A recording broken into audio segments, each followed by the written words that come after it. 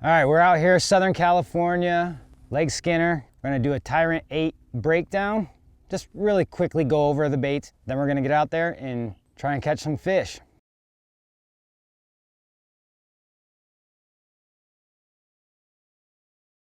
Just like the Tyrant 10, you have 3 different rigging methods for the Tyrant 8. You got the bottom hook, floater, top hook, bottom bouncer. You can rig it as a floater if you want, but I don't recommend it because it's going to be a lot more top heavy and rolly. And then the good old fashioned, my favorite to really get through anything, just the beast hook. So we're going to have a wide variety of colors on them. These are just kind of standard issue ones. It's pretty simple. I'm not going to go a whole breakdown on how to rig them. If you want to see how to rig them, you can watch the Tyrant 10 rigging video. It's almost identical. There's really no change in how to rig them except for just the weights that you're going to use. So I'll just show you the parts that kind of come for each one. They're going to come in a kit form. You'll be able to buy them separately. A lot of you guys are going to trip probably on the size of the hook, but I've been fishing the heck out of these hooks. I've yet to have one bend out. They're holding up real strong, but size 4 VMCs, 2X Strongs, top rig one, bottom rig one, silver wire, bronze wires. You're also going to have the bubble, just like you do in the Tyrant 10.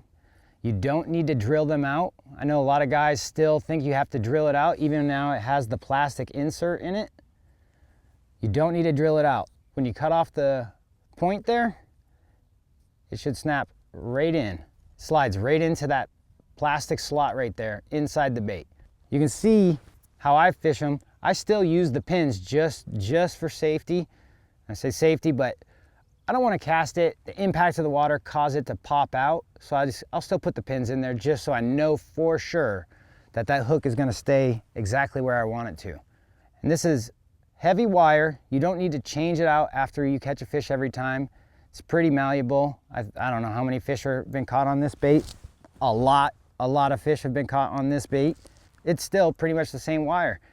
And if it gets a little bit straightened out with the fish, mold it back to how I want it to fit the bait better. Take those pins, line them up how I want it, and stick them in the bait. It's that simple. Beast hook applications, pretty straightforward. You have your screw eye deep in the bait there. They'll come opened up. You just load your hook in, pinch it shut, screw it into the bait. Get it to the depth you want it to. I like to really keep them buttoned down so that just barely any of that silver part of the screw eye is sticking out. And if you're doing it right, pop it right out of the back.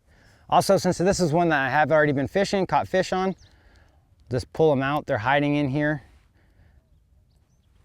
I have 1/16 ounce tungsten nails stabbed in the fins because I really want this thing grinding on the bottom. I want to be able to pick up the speed and it's still across the bottom. So I keep them head heavy, they swim down, and then they're grinding through the bottom. And then on the beast hook, they're gonna come through a lot of stuff. It's gonna be real rare until you run into that fork in a tree that's going like this and the bait goes and gets pulled up. But outside of that, it will roll over almost anything, giving you that opportunity for that fish that's sitting there waiting in ambush to eat the bait. And when they're eating it, actually eating it, the beast hook will get them. If they're up here nibbling it, they're not actually eating the baits. I have so much confidence in that beast hook. It's all about having the right rod, right hook set, all that good stuff.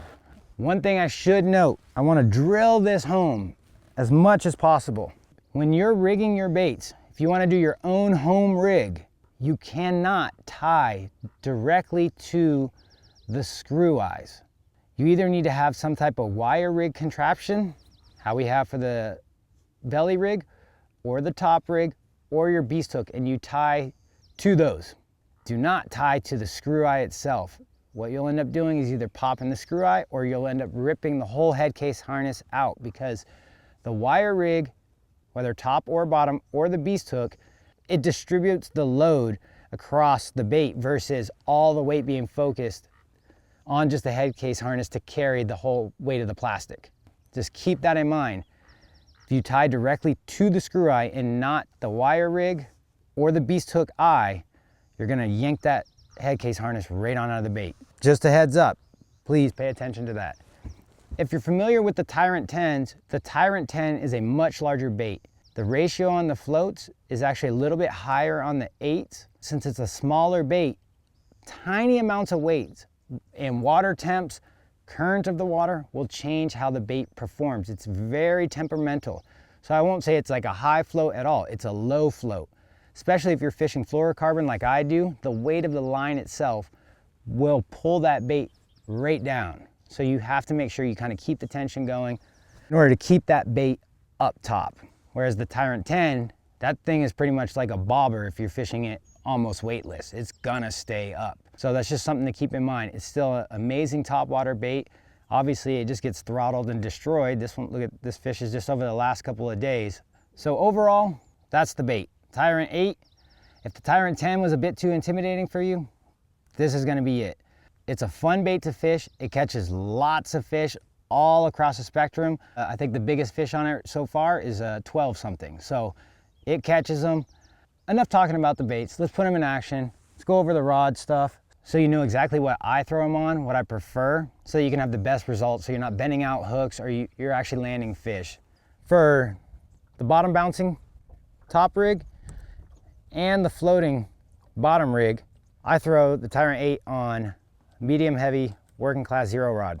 This is just a prototype. They're in the works. They will eventually be available. It's not a broomstick at all, but it's also not super soft. It has just enough tip. It's a fast action rod, but it's not overpowering the small treble hook on the bait. 200 size reel, 17-pound test fluorocarbon, 110 millimeter varial handle with EVA flat knobs. It's a nice light setup. It's perfect for this Tyrant 8. You can just throw it all day long, just easy. For the Tyrant 8 on the beast hook, throw it on an 8'3" heavy power working class zero rod. All the working class zero rods are designed around the soft baits. They're designed to fish the soft baits so that you can have success. I hear a lot about guys can't set the hooks on it, and a lot of times because they're fishing the wrong rods. 300 size reel, 20-pound test fluorocarbon. Again, fluorocarbon, get that stretch out of the line. I feel everything. When I set the hook, there's no stretch. I'm setting the hook. So that's the overall setup. I only fish the Tyrant 8 on 2 different rods. A medium heavy for treble hooked applications and a heavy power for beast hook applications. It's that simple. There's only 2 rods, and it's really gonna help your hookup ratio, your landing ratio, if you're fishing the right rods for the bait. It's super important, can't stress it enough. Hopefully, after you watch this, you can get your hands on one and you guys can enjoy the bait too. It's a great all-around mid-size swim bait that catches a lot of fish. So let's go get some.